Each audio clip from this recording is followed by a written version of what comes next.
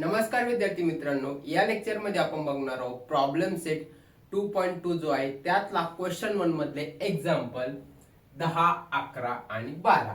हे जे एक्झाम्पल आहे आपल्याला फॅक्टरायझेशनने सॉल्व्ह करायचे आहे असा क्वेश्चन 1 आपल्याला सांगतो. पण हे जे दिलेले बघा थोडं वेगळा फॉर्मॅट दिलेला आहे फॅक्टरायझेशन पेक्षा. चला बघू याला कसं सॉल्व्ह करतं. आता बघा हा 25m² इक्वल टू 9. सगळ्यात पहिले आपण काय करू, हा 25m² आणि हा 9 ला इकडे घेऊन येऊ. हा इकडे प्लस इकडे आल्यावर काय होणार, मायनस इक्वल टू 0. आता मला सांगा इथं बघा काहीतरी तुम्हाला दिसतंय का, इथं 25 काय याचा तरी स्क्वेअर आहे, इथं 9 स्क्वेअर आहे, a² मायनस b².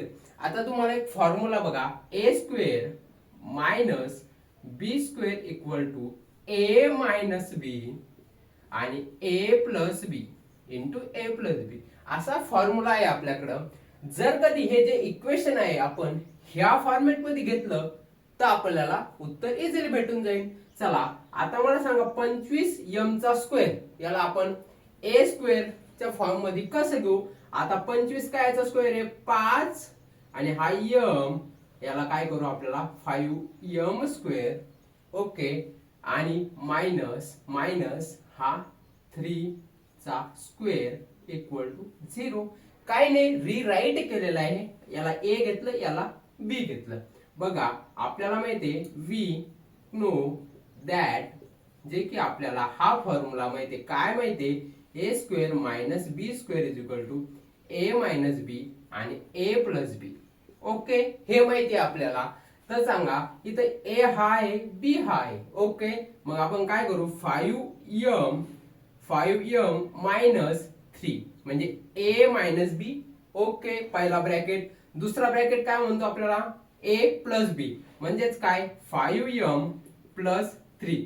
या 5m ला आपण a घेतलं, या 3 ला b घेतलं. Okay, equal to 0. आता काय हा ब्रॅकेट एकदा 0 च्या इक्वल ठेवा, मग हा ब्रॅकेट 0 च्या इक्वल ठेवा, तुम्हाला m भेटेल. तुम्हाला आठवतं का फॅक्टरायझेशन सॉल्व्ह करताना असे दोन ब्रॅकेट भेटायचे इक्वल टू 0. मग ती स्टेप डायरेक्ट आली आपल्याला.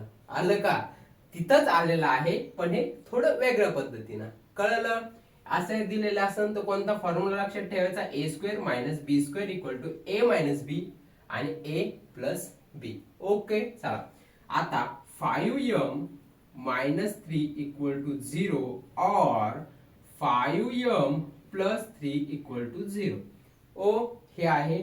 चला m इथून किती येणार बघा, m इक्वल टू बघा हा 3 आहे मायनस मध्ये, इकडे गेल्यावर काय होणार प्लस मध्ये, हा 3 आला. मग हा 5 इथं मल्टिप्लाय मध्ये, इकडे आल्यावर काय होणार डिवाइड मध्ये, म्हणजे हा 5 आला. ओके, म्हणजे m ची पहिली व्हॅल्यू काय भेटली आपल्याला 3/5.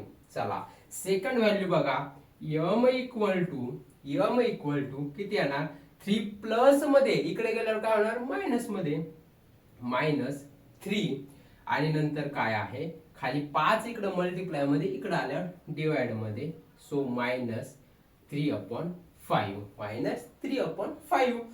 दोन रूट्स आपल्याला भेटलेले क्वाड्रॅटिक इक्वेशनचे. फायनली लिहा. So the quadratic equation given आहे त्याचे रूट्स आपल्याला दिस अँड दिस असं तुम्ही एक वर्ड मध्ये लिहा, तुम्हाला ते इझिली भेटून जाईल. चाललं आला. आता 11वा पण आहे पण थोडा वेगळा आहे बघा.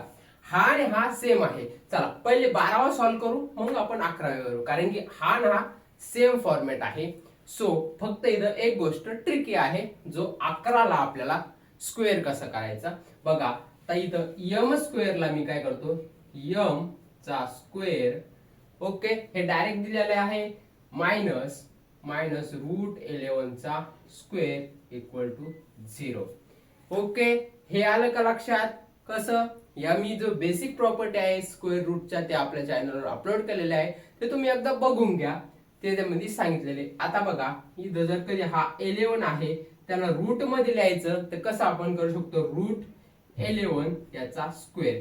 का असं तर जर बघा थोडं आणखीन सिम्प्लिफाय केलं तर तुम्हाला कळतं का 11 आणि ह्या रूटला आपण 1/2 लिहितो, 1/2 आणि ह्या ब्रॅकेटच्या बाहेर आहे आपला 2, म्हणजे हा 2 कॅन्सल होतो आणि राहतो किती 11. म्हणजेच याला ह्या फॉर्म मध्ये लिहिलं तरी तेच आणि ह्या फॉर्म मध्ये लिहिलं तरी तेच. आलंय का? जसं आपण टोपण नाव असतं ना, एका विद्यार्थ्याचं टोपण नाव वेगळं, ओरिजिनल नाव वेगळं, पण विद्यार्थी तोच, त्याप्रमाणे असं आपण याला थोडं फॉर्मॅट मध्ये लिहून घेतलं. बाकी काही नाही केलं बरं का, फॉर्मॅट आपण लिहून घेतलं. मग आता आपल्याला ए स्क्वेअर मायनस बी स्क्वेअरच्या फॉर्म मध्ये भेटलेला आहे. सो वी नो दॅट, आपल्याला माहिती आहे की आपल्याकडं ए स्क्वेअर मायनस बी स्क्वेअर हा फॉर्म्युला आहे आणि हा फॉर्म्युला आहे ए मायनस बी आणि ए प्लस बी. ओके आहे का? तो आहे आपल्याकडे फॉर्म्युला. आता ह्या फॉर्म्युल्यामध्ये फिट करा. चला आता यम मायनस √11 आणि M plus √11 equal to 0. Okay, so मग काय करायचं, पहिला ब्रॅकेट 0च्या बरोबर, नंतर दुसरा ब्रॅकेट 0च्या बरोबर. यम मायनस √11 इक्वल टू 0 और यम प्लस √11 इक्वल टू 0. आता यम इक्वल टू काय येणार, हा √11 आहे मायनस मध्ये, इकडे गेल्यावर काय ना प्लस मध्ये. सो आपल्याला भेटला √11, पहिली व्हॅल्यू √11 प्लस √11. आणि आता इथं काय भेटणार, यम हा प्लस मध्ये, इकडे गेल्यावर काय होणार मायनस मध्ये, इकडे आला काय होणार, तो मायनस होणार. सो मायनस √11 म्हणजे काय, √11 आणि मायनस √11 हे क्वाड्रॅटिक इक्वेशन आहे. त्याचे आपल्याला दोन रूट्स भेटलेले आहे. तुम्ही फायनली कमेंट मध्ये लिहा, we have given this equation quadratic equation and roots of this equation are this and this. Okay, इथे इक्वल टू आहे बरं का, आणि मायनस आणि प्लस असे दोन रूट्स भेटलेले आहे. आता चला इकडे या, हे तर लय सोपं या, ह्या दोन्ही पेक्षा पण लय सोपं आहे. बघा कसं, याला पहिले काय करू, सिम्प्लिफाय करू की हे इकडचं इकडे आणू, हे जे 21 आहे ते तिकडं याला इकडे आणू. ओके बघा मग काय, 7m स्क्वेअर, 21 तिकडं प्लस आहे, इकडे आल्यावर काय होणार, तो 21 मायनस होणार इक्वल टू 0. आता जर कधी इथून आपण काय केलं, 7m हा कॉमन घेतला, 7m कॉमन घेतला तर काय येते बघा, इथं काय राहिला m आणि इथे किती राहिला 3, 7 त्रिक 21 इक्वल टू 0. आणि 7m इक्वल टू 0 और m मायनस 3 इक्वल टू 0. आलं का? ह्याच तिथपर्यंत तेच आलेलं आहे आपलं, तेच सिम्प्लिफाईड एक्झाम्पल आहे. आता इथे m इक्वल टू काय येणार, m इक्वल टू 0 येणार. पहिला कसं आहे, हे इकडं काय आहे मल्टिप्लाय मध्ये, इकडे गेल्यावर होणार डिवाइड मध्ये. मग 0 ला आपण डिवाइड केलं तर उत्तर किती येणार 0. कोणत्याही संख्येने 0 ला डिवाइड केलं उत्तर 0 येतं. आणि इथं m ची व्हॅल्यू किती येणार 3. हा मायनस आहे, इकडे गेल्यावर काय होणार प्लस 3. सो m 0 3 असे आपल्याला काय भेटलेले व्हॅल्यू भेटलेल्या आहेत. म्हणजे हे दोन रूट्स भेटलेले आहेत. कळलं का? हे जे आपल्याला दिलेले आहे 10, 11 आणि 12 हे फॅक्टरायझेशनची जी मेथड आपण बघितलेली त्याच्यापेक्षा थोडं वेगळं आहे, पण काही नाही. काय दोन गोष्टी लक्षात ठेवायच्या, ए स्क्वेअर मायनस बी स्क्वेअर चा फॉर्म्युला, आणि इथं बघायचं की आता हे आपल्याला ए स्क्वेअर मायनस बी स्क्वेअरच्या फॉर्म मध्ये येत नाही, मग कॉमन निघतो का, कॉमन निघला आणि इक्वल टू 0 ठेवायचे, दोन ब्रॅकेट दोन व्हॅल्यू येतात. ओके मित्रांनो, आलं लक्षात? अशाच व्हिडिओसाठी आपल्या चॅनलला लाईक करा, शेअर करा आणि सबस्क्राईब करायला विसरू नका. भेटूया नेक्स्ट व्हिडिओमध्ये, तोपर्यंत धन्यवाद.